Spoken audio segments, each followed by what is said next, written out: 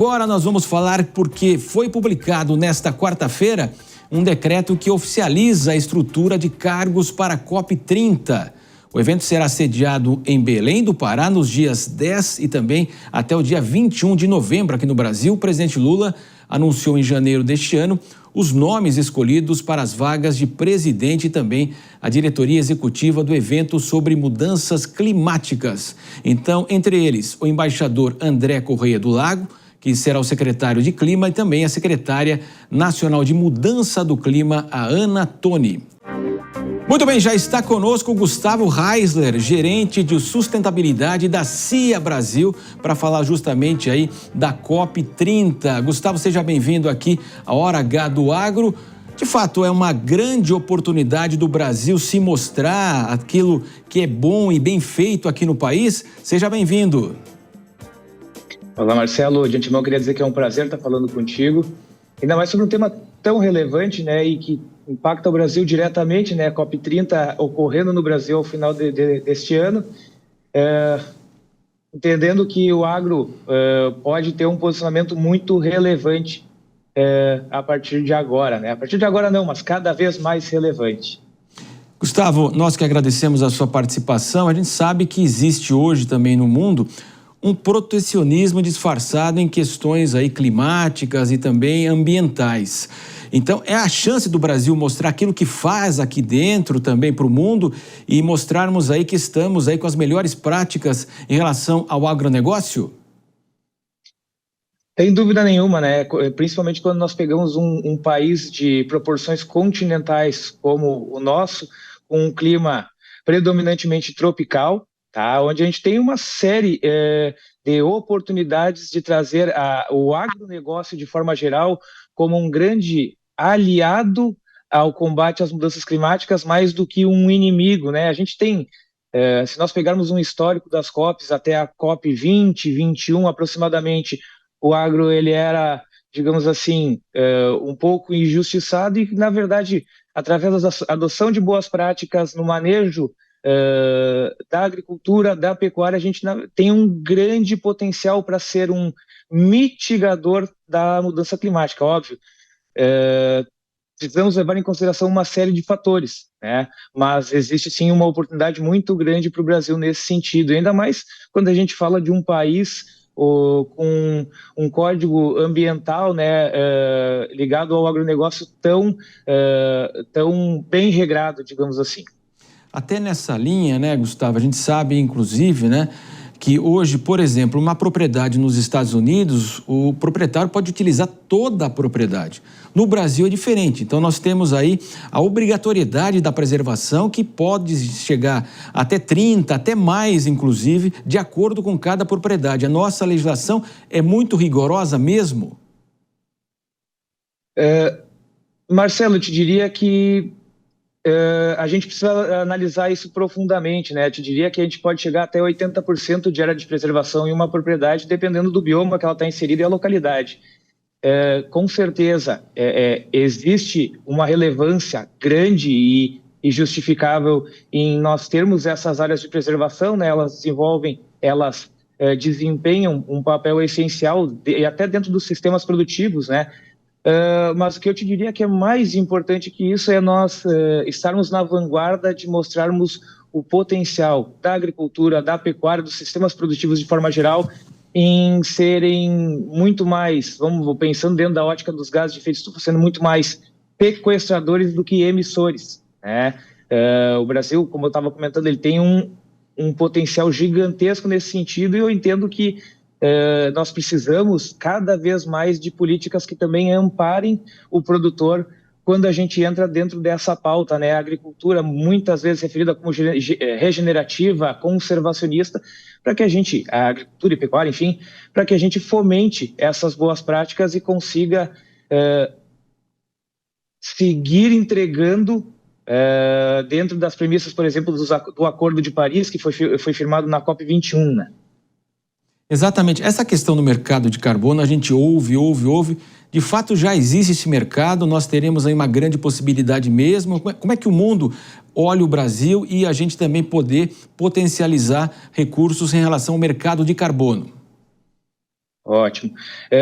Com relação ao mercado de carbono, o agro, né, até o atual momento, né, ao final do ano passado saiu a Lei 15.042, justamente tratando sobre o mercado regulado de carbono no Brasil. O agro primário, pelo menos, ele nesse primeiro momento, ele não foi incluído.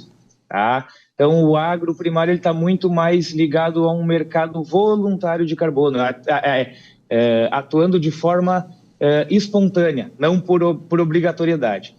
E quando a gente traz dentro nesse sentido, e falando do crédito de carbono especificamente, o que a gente tem predominantemente em geração de crédito de carbono em áreas agrícolas. É muito mais focado nas áreas de preservação, tá? Digamos assim, na questão de mata em pé, do que nos sistemas produtivos. E eu vejo que é uma grande oportunidade, a gente precisa fomentar esse desenvolvimento, o desenvolvimento das metodologias que, de fato, vão mensurar o que a agricultura e a pecuária entregam nesse sentido. A gente vê muito se falar sobre, quando a gente entra na questão da produção de ruminantes, a questão da emissão de gases, o gás metano principalmente, né? Mas o que pouco se comenta muitas vezes é que a gente tem uma oportunidade que é a produção de pastagem e o acúmulo de carbono, né? O acúmulo do carbono no solo. Então, hoje no Brasil, falando a nível de Brasil, tem alguns projetos que foram submetidos, mas que eu não saberia te dizer exatamente, mas até onde vai o meu conhecimento, não estão gerando crédito de carbono. Espera que sim, daqui a 1, 2 anos eles comecem a gerar esses créditos de carbono para que a gente destrave esse mercado, né? Seriam os grandes precursores para que a gente consiga, de fato, entrar nesse jogo e também trazer como se fosse uma renda extra para os produtores rurais, né? Justamente para compensar por essas boas práticas. Então, o que eu vejo assim, a COP ela é um grande momento para a gente batalhar por isso, né? Entrar nesse mercado internacional, né? de comercialização de crédito de carbono através da definição de metodologias que sejam super claras e que sejam concisas, escaláveis, aplicáveis e escaláveis. Gustavo, nós tivemos uma mudança no Parlamento Europeu justamente em relação aí a compras de países envolvendo desmatamento, que envolve inclusive o seguinte, mexendo até com a lei do país, ou seja, se o país aqui no Brasil autorizou até aquele ano, o Parlamento Europeu quer retroagir, isso deve afetar o Brasil de fato aí em relação às compras, às vendas, é um protecionismo mesmo? Eu diria que de certa forma sim, Marcelo. Mas a grande questão nós estamos inseridos vamos chamar de um ecossistema, onde é imprescindível que a gente tenha boas práticas. Claro, quando tu te refere, né, do mercado consumidor europeu, tem uma pressão muito grande. É o que eu digo, né? A gente briga muito e diz, mas a Europa tem muito mais área desmatada que o Brasil, por exemplo. Perfeito, mas eu entendo também que a gente pode sim desenvolver um papel, sermos protagonistas nesse sentido e entregarmos produtos, né, ao consumidor que atendam premissas. É claro, a gente precisa acertar esse jogo, esse é um grande ponto que eu vejo, né, a gente ter regras claras, bem definidas, para que também os sistemas produtivos acabem se adequando cada vez mais para poder atender essas expectativas, mas eu também vejo que é importante se ter uma contrapartida, né, desse mercado consumidor, seja via programas de valorização dos produtos, né, seja via algum reconhecimento nesse sentido. Exatamente, tem um valor ali agregado e estar disposto a pagar esse valor, né?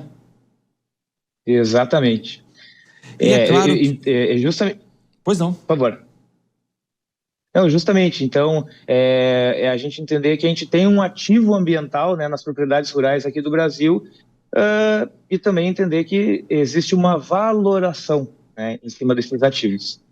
E é claro, né, então é um momento aí, a COP vai acontecer, portanto, aí no segundo semestre, é um momento de que os países venham para cá, os produtores, os analistas, os técnicos, evidentemente, e vejam na prática, né, a ideia, inclusive, lá em Belém do Pará foi essa, né, poder ver de fato o que acontece aqui no país. Perfeito, a COP está inserida num ambiente que sofre uma pressão muito grande, né, uma pressão internacional com relação ao não desmatamento, a não conversão de áreas, e é importante que a gente traga o mundo para ver que o Brasil é sim um case a ser replicado quando a gente trata de conservação aliada à produção. A gente, como eu digo, né, a gente tem uma oportunidade gigantesca nesse sentido, então nós precisamos nos valer dessa oportunidade. Sem dúvida, né? Tem aquele ditado que o Brasil não perde a oportunidade de perder uma oportunidade. Então, que não seja desta vez e que a gente possa aproveitar. E eu agradeço a presença, então, do Gustavo Reisler, que é o gerente de sustentabilidade da CIA Brasil. E, é claro, vamos conversar ao longo deste ano aí, trazendo todo o acompanhamento da COP e, é claro, também as suas expectativas conosco. Muito obrigado, até a próxima. Muito obrigado.